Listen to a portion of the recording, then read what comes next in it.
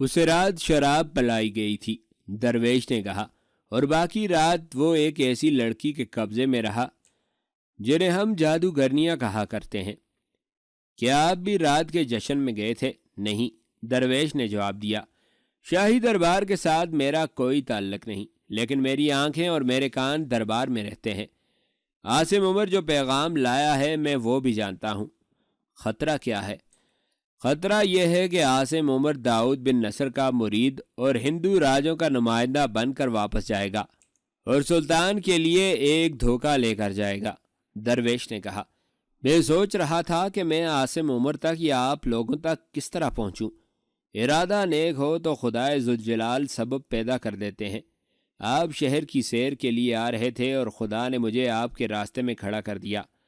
ہمیں بتایا گیا تھا کہ ملتان اسلامی ریاست ہے، ایک محافظ نے کہا، اور داؤد بن نصر مسلمان ہونے کی وجہ سے سلطان سبکتگین کے دور سے ہمارا دوست چلا آ رہا ہے۔ میں حیران ہوں کہ سلطان محمود نے سب کچھ جانتے ہوئے آپ کو یہاں کی حقیقت کیوں نہیں بتائی۔ درویش نے کہا، یہ مجھ سے سن لو تاکہ تم بھی انہی زنجیروں میں نہ بن جاؤ جن میں تمہارا سالار گرفتار ہو چکا ہے۔ ملتان پر کرامتی فرقہ حکمران ہے۔ یہ لوگ اپنے آپ کو مسلمان کہلاتے ہیں، لیکن ان کے عقیدے اسلام کے منافی ہیں، مثلاً یہ کہ نیکی اور بدی، جزا اور سزا محض ڈھکوسلے ہیں۔ انسان کو خدا نے عیش و عشرت کے لیے پیدا کیا ہے، ان کے ہاں حرام اور حلال میں کوئی فرق نہیں۔ اس کے باوجود یہ فرقہ اپنے آپ کو مسلمان کہلاتا ہے۔ اس فرقے کے دو بانی تھے، ایک عبداللہ اور دوسرا میمون۔ انہوں نے 3 صدی ہجری کی ابتدا میں کہیں عرب میں اس کی بنیاد رکھی تھی، مگر اس فتنے کے اصل بانی عیسائی مبلغ تھے اور انہیں یہودیوں کی بھی مدد حاصل تھی۔ بعض عیسائی مورخوں نے اسے ایرانی فرقہ بھی کہا ہے۔ اسی سے آپ سمجھ سکتے ہیں کہ یہ فرقہ کیوں پیدا کیا گیا۔ اسلام کی روح کو مسخ کرنے کے لیے، اسلام آدھی دنیا میں پھیل چکا تھا۔ لوگ جو سچے مذہب کی تلاش میں تھے اسلام قبول کر رہے تھے۔ اسلام کا نور بحیرہ روم کے دوسرے کنارے سے بھی دور آگے کفرستان میں چلا گیا تھا۔ عیسائی مبلغوں اور یہودی فتنہ پردازوں نے اس اصول پر عمل کیا کہ کسی مذہبی نظریے کو تلوار سے نہیں کاٹا جا سکتا۔ اس نظریے کے پیروکاروں کے قتل عام سے نظریہ ختم نہیں ہو سکتا۔ اگر نظریہ برحق ہو تو یہ ہمیشہ زندہ رہتا ہے۔ مذہبی نظریے کو تباہ کرنے کے لیے اس میں ملاوٹ کرنا ضروری ہوتا ہے، اور دوسرا طریقہ یہ ہے کہ اس کے قائدین اور پیروکاروں کے ذہنوں پر قبضہ کیا جائے۔ اس کا یہی ایک طریقہ ہے کہ ان میں ذہنی عیاشی اور لذت پرستی پیدا کی جائے۔ انسان کی سب سے بڑی کمزوری جنسی جذبہ ہے۔ یہ جذبہ خدا کی نگاہ میں مقدس ہے کیونکہ اسی سے انسان پیدا ہوتا ہے، مگر یہی انسان کی سب سے بڑی کمزوری ہے کیونکہ اس کے ساتھ لذت اور فرار وابستہ ہے۔ ہمارے دشمنوں نے اسلام کو جب بھی نقصان پہنچایا ہے، ہماری قوم کے اسی جذبے کو مشتعل کر کے سامان مہیا کیے ہیں جن میں دولت اور عورت سر فہرست ہیں۔ عیسائیوں اور یہودیوں نے عبداللہ اور میمون کو زر و جواہرات اور اپنی دلکش بیٹیوں کے ذریعے اپنا غلام بنا لیا اور ان کے ہاتھوں کرامتی فرقے کی بنیاد رکھوائی اور اسے سچا اسلام کہا۔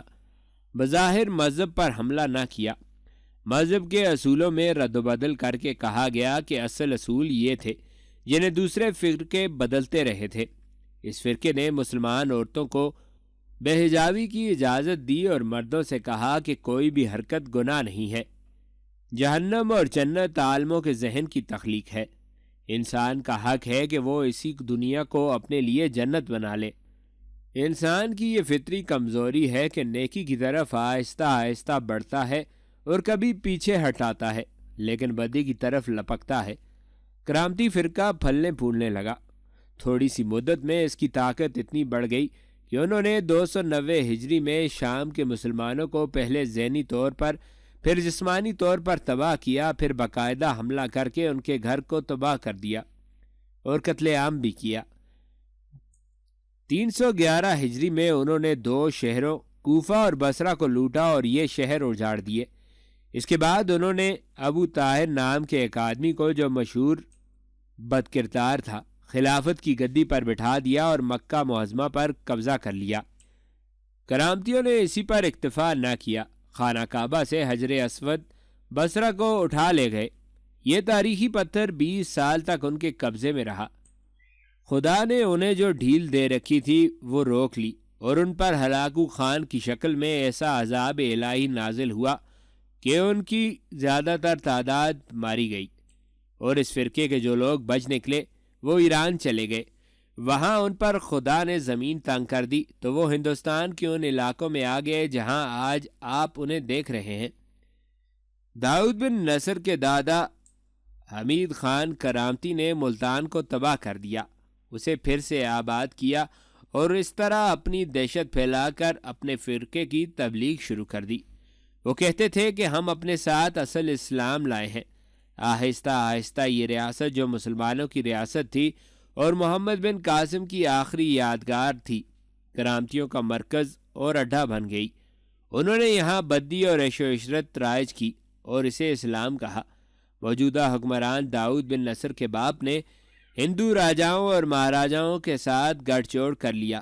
پہلے اس فرقے کو عیسائی اور یہودی مدد دیتے تھے، اب ہندو ان کی پشت پناہی کرنے لگے ہیں۔ میں نے آپ کو کرامتیوں کی تاریخ اس لیے سنائی ہے کہ آپ کو معلوم ہو جائے کہ آپ ایک زہریلے سانپ سے مدد مانگنے آئے ہیں۔ اگر اس نے مدد کا وعدہ کیا تو یہ دھوکہ ہوگا۔ آپ کو کیسے پتہ چلا ہے کہ سالار عاصم عمر کیا پیغام لائے ہیں؟ ایک محافظ نے پوچھا۔ اور آپ کو یہ کس طرح معلوم ہوا ہے کہ انہیں رات شراب پلائی گئی ہے؟ کیا آپ غزنی کے جاسوس ہیں؟ نہیں، درویش نے جواب دیا، میں سلطان محمود کا نہیں، محمد بن قاسم کا جاسوس ہوں۔ ہم اس اسلام کے پاسبان ہیں جو محمد بن قاسم یہاں لایا تھا۔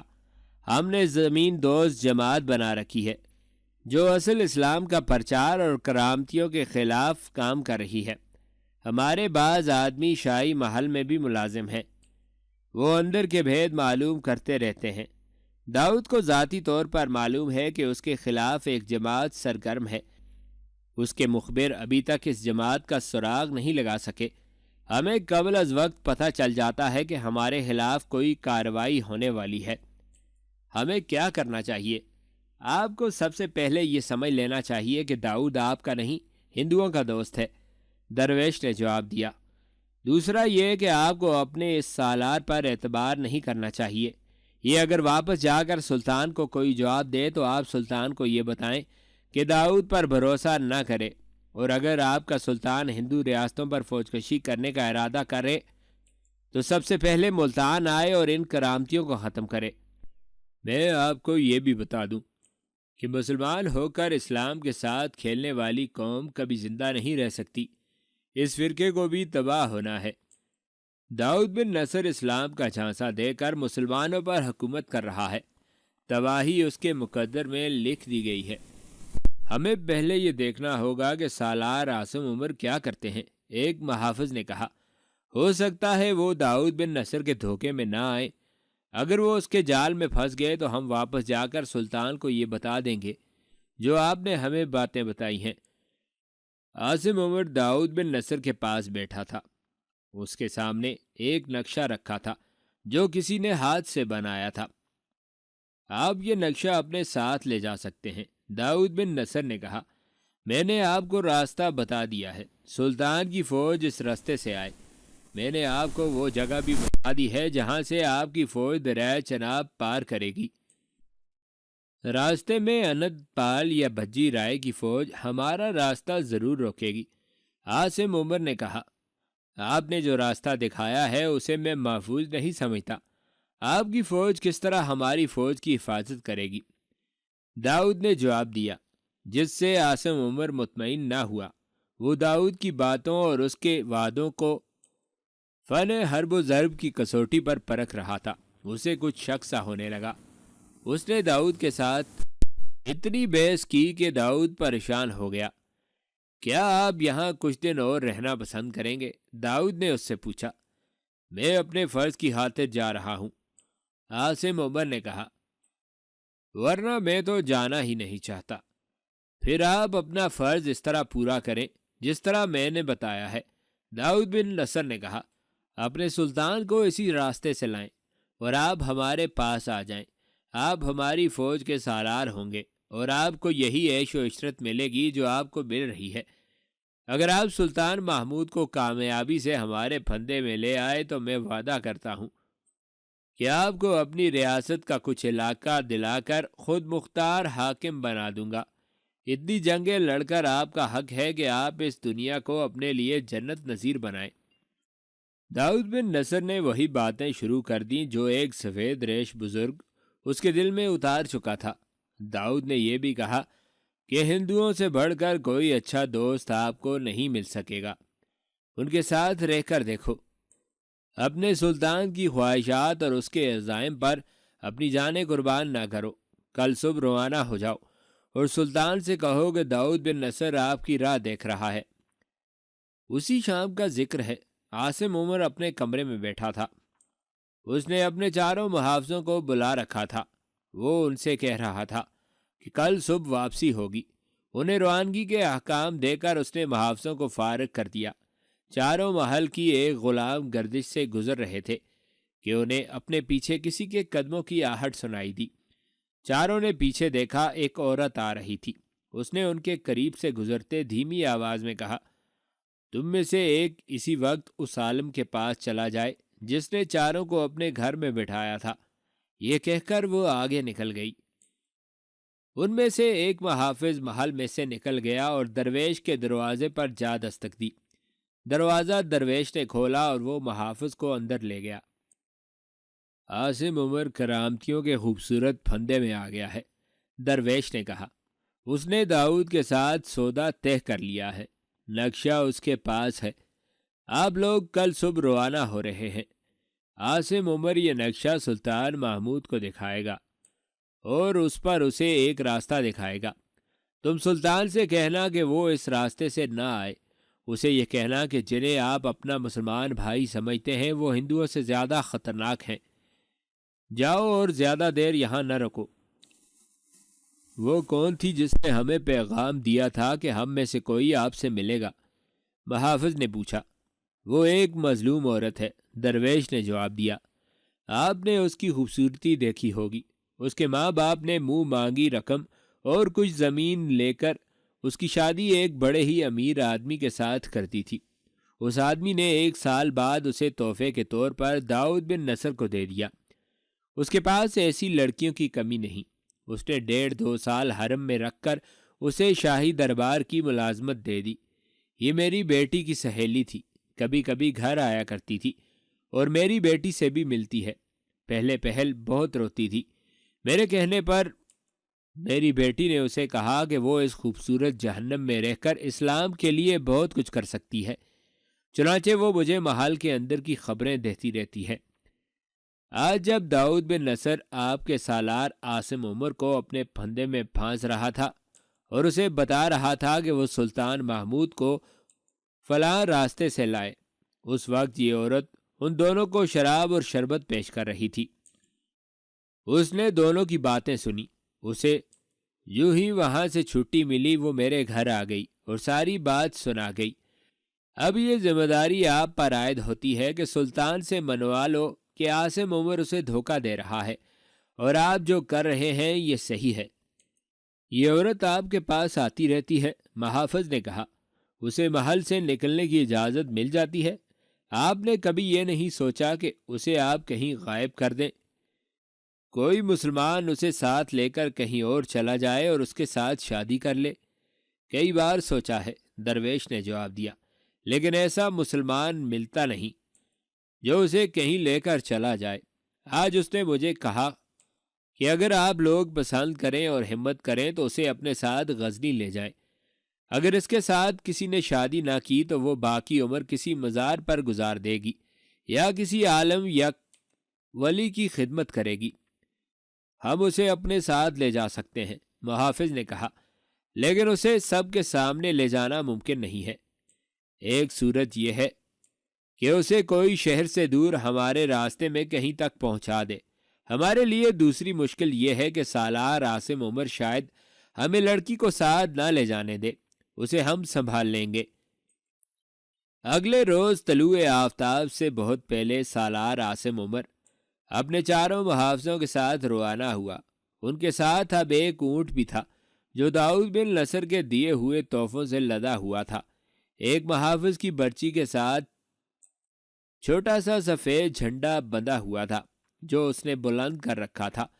اس کا مطلب یہ تھا کہ ہم دوست ہیں۔ قافلہ شہر سے دور نکل گیا، دریا بھی پار کر لیا گیا۔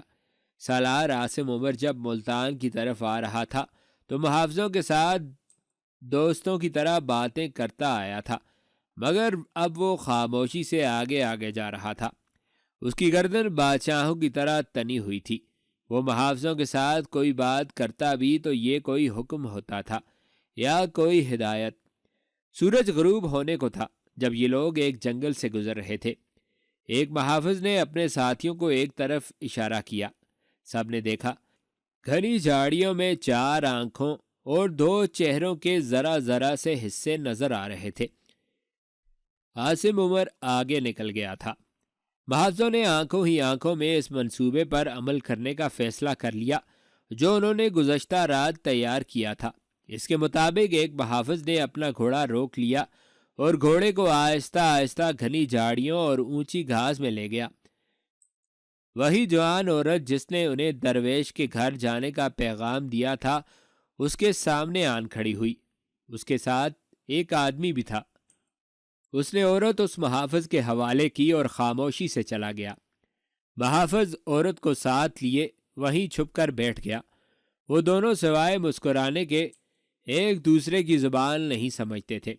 عورت اسے اشاروں کی زبان میں کہہ رہی تھی کہ چلیں، مگر محافظ اسے بیٹھنے اور چھپنے کا اشارہ کر رہا تھا۔ سورج غروب ہو گیا۔ عاصم عمر نے پڑاؤ کا حکم دیا۔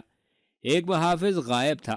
اس نے دوسروں سے پوچھا تو تینوں محافظ حیران بھی ہوئے اور کھسیانے بھی۔ انہوں نے بتایا کہ وہ پیچھے پیچھے آ رہا ہے اور اب انہیں پتہ چلا ہے کہ وہ ہمارے ساتھ نہیں ہے۔ عاصم عمر آگ بگولا ہو گیا۔ وہ تینوں پر خوب برسا۔ وہ واپس ملتان چلا گیا ہے۔ ایک محافظ نے کہا، اس نے ہمیں کہا تھا کہ ملتان اسے اتنا پسند آیا ہے کہ وہ یہاں سے جانا نہیں چاہتا۔ ہم اسے مذاق سمجھتے رہے۔ وہ کسی بازاری رقاصہ کو دل دے بیٹھا ہے۔ دوسرے نے کہا، اسے تلاش کرنا بیکار ہے۔ عاصم عمر نے بہت سوچا اور بولا، ہاں، تلاش اور تعاقب بیکار ہے۔ بہتر یہی ہے کہ اسے ذلیل و خوار ہونے کے لیے وہیں جانے دیا جائے جہاں وہ گیا ہے۔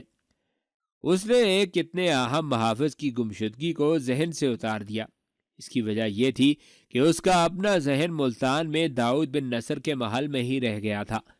وہ جسمانی طور پر وہاں سے آگ گیا تھا، ذہنی طور پر وہ وہیں تھا۔ ایک محافظ تو معمولی سا آدمی تھا۔ اس کی نظروں میں سلطان محمود کی بھی کوئی اہمیت نہ رہی تھی۔ یہ تو اس کے وہم و گمان میں بھی نہیں آ سکتا تھا کہ وہ جب اپنے 3 محافظوں کے ساتھ سویا ہوا ہوگا، اس کا گمشدہ محافظ ایک عورت کے ساتھ دور آگے جا چکا ہوگا۔ سلطان محمود غزنوی پشاور میں اپنے ایلچی سالار عاصم عمر کا انتظار بےتابی سے کر رہا تھا۔ دل پہ دل گزرتے جا رہے تھے۔ سلطان محمود نے کئی بار اس خطرے کا اظہار کیا کہ عاصم عمر اپنے محافظوں سمیت مارا گیا ہے یا ہندوؤں کے کسی قید خانے میں پہنچ گیا ہوگا۔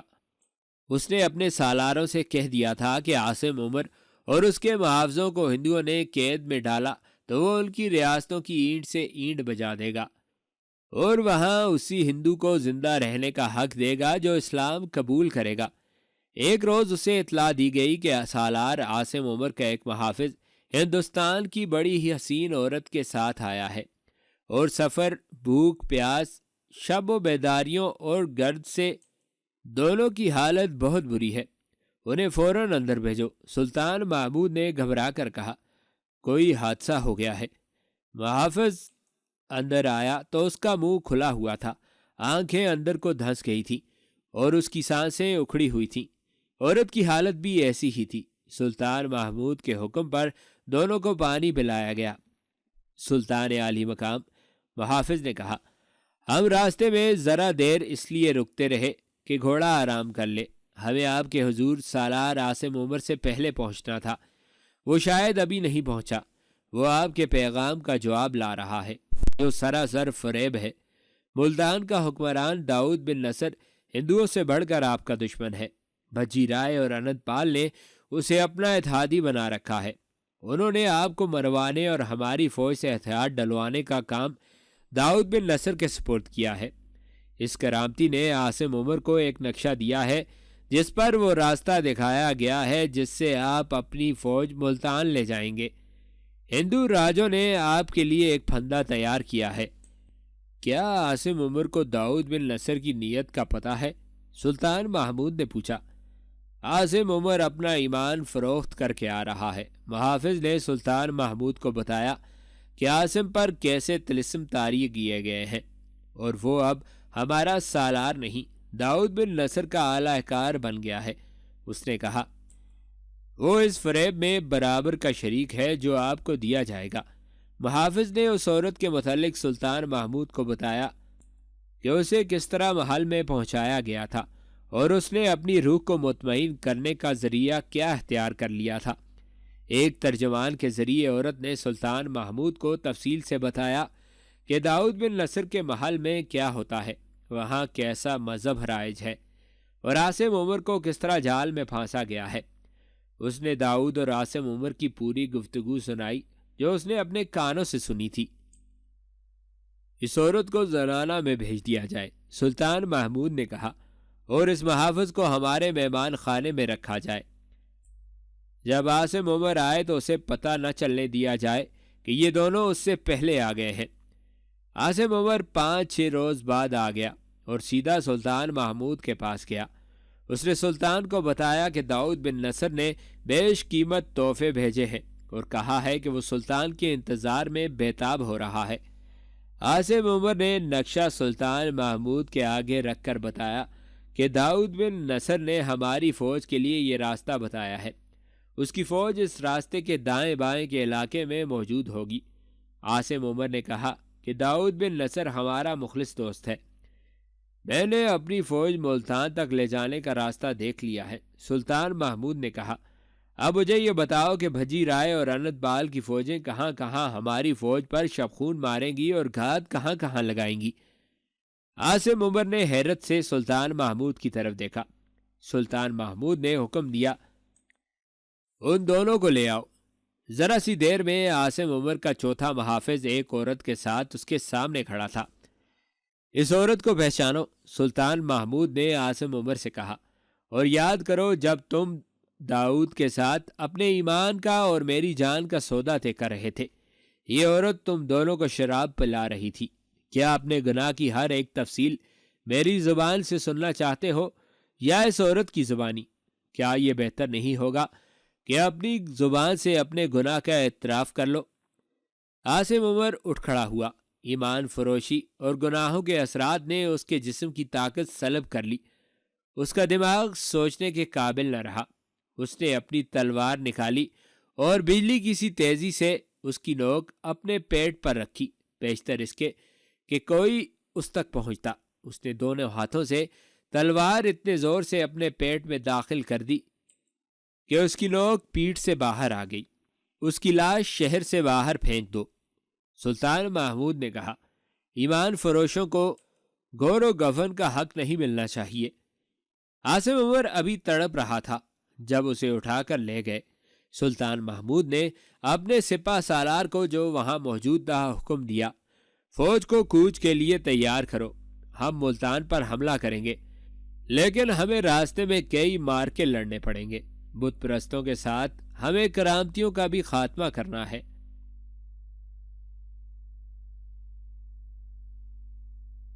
عاصم عمر نے اپنی تلوار اپنے پیٹ میں گھونپ کر غداری کے گناہ کی سزا پالی۔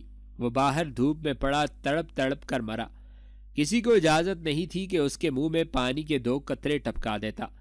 سلطان محمود غزنوی نے اس کے پسماندگان پر یہ کرم کیا کہ انہیں لاش اٹھا لے جانے کی اجازت دے دی۔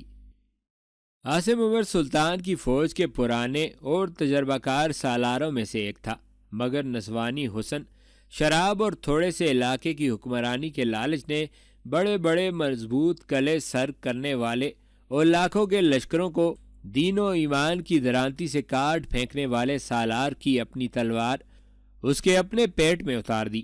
عاصم عمر کا بیٹا قاسم بن عمر اسی فوج میں ایک جیش کا کماندار تھا۔ وہ خوبرو نوجوان تھا، دلیر تھا اور فن حرب و ضرب کی سوجھ بوجھ بھی رکھتا تھا۔ باپ نے اسے بچپن میں ہی سپاہی بنا دیا تھا۔ اسے جب اطلاع دی گئی کہ اپنے باپ کی لاش لے جائے تو اسے ایک صدمہ تو یہ ہوا کہ اس کا باپ جو نامی گرامی سالار تھا مر گیا ہے، اور دوسرا صدمہ یہ ہوا کہ وہ ملتان گیا تھا اور اسے ہندوؤں نے قتل کیا ہے۔ وہ سمجھا شاید اس کی لاش ملتان سے آئی ہے۔ اسے باپ کی موت کا پیغام دینے والا شخص اپنے ساتھ لے گیا۔ قاسم یہ دیکھ کر حیران رہ گیا کہ اس کے باپ کی لاش باہر دھوپ میں پیٹھ کے بل خون میں ڈوبی پڑی تھی اور اس کے پیٹ میں تلوار اتری ہوئی تھی۔ قریبی عمارت کے برآمدے میں سلطان محمود کی فوج کا سپہ سالار ابو عبداللہ محمد التائی کھڑا تھا۔ ابو عبداللہ وہ سپہ سالار تھا جس کا ذکر تاریخوں میں سلطان محمود غزنوی کے ساتھ آیا ہے۔ قاسم بن عمر کو اپنے باپ کی لاش کے پاس کھڑا دیکھ کر ابو عبداللہ اس کے پاس جا کھڑا ہوا۔ اسے اس نوجوان کماندار پر ترس آ رہا تھا۔ اس نے قاسم کے کندھے پر ہاتھ رکھ کر اسے اپنی طرف متوجہ کیا۔ تمہیں اور زیادہ حیران ہونا چاہیے تھا، سپہ سالار نے کہا۔ دل سے اپنے باپ کی محبت نکال کر اپنے عقیدے، اپنے مذہب اور اپنے فرض کی محبت پیدا کر لو، تاکہ جب سنو کہ تمہارا باپ کس طرح مرا ہے تو تمہیں زیادہ صدمہ نہ ہو۔ خون کی تازگی بتاتی ہے کہ انہیں یہاں اور ابھی ابھی قتل کیا گیا ہے۔ قاسم بن عمر نے کہا، ان کا قصور کیا تھا؟ یہ تو ملتان گئے ہوئے تھے، انہیں کس نے قتل کیا ہے؟ تمہارا باپ اپنا قاتل خود ہی ہے۔ ابو عبداللہ نے کہا، یہاں اس کا کوئی دشمن نہیں، اس نے اپنے ساتھ خود دشمنی کی ہے، اپنے مذہب، اپنے ملک اور اپنی فوج کے ساتھ دشمنی کی۔ ابو عبداللہ محمد التائی نے اسے پوری تفصیل سے سنایا کہ اس کا باپ کس گناہ کا مرتکب ہوا تھا۔ کیا اپنے باپ کے گناہ کی سزا مجھے بھی بھگتنی پڑے گی؟ قاسم نے پوچھا۔ کیا مجھے میرے عہدے سے ہٹا دیا جائے گا؟ سلطان نے ایسا کوئی حکم نہیں دیا، سپہ سالار نے جواب دیا۔ سلطان کے بعد میں ہوں جو تمہارے متعلق کوئی فیصلہ کر سکتا ہوں۔ میں نے تمہارے خلاف کوئی فیصلہ نہیں کیا۔ تم نوجوان ہو، تمہارے سامنے ساری عمر پڑی ہے، تمہیں میرے عہدے تک پہنچنا ہے۔ اپنے باپ کے گناہ کا کفارہ ادا کرو۔ سوچو اور سمجھو کہ گناہ میں کشش کتنی ہوتی ہے کہ عاصم عمر جیسا دیندار سالار اس خوبصورت جال میں آ گیا۔ دیکھو کہ گناہ میں کتنی قوت ہوتی ہے کہ عاصم عمر جیسے فاتح سالار نے اپنی پوری فوج کو تباہ کرنے اور محمود جیسے سلطان کو شکست دلانے اور ہندوؤں کے ہاتھوں مروانے کا انتظام کر دیا تھا۔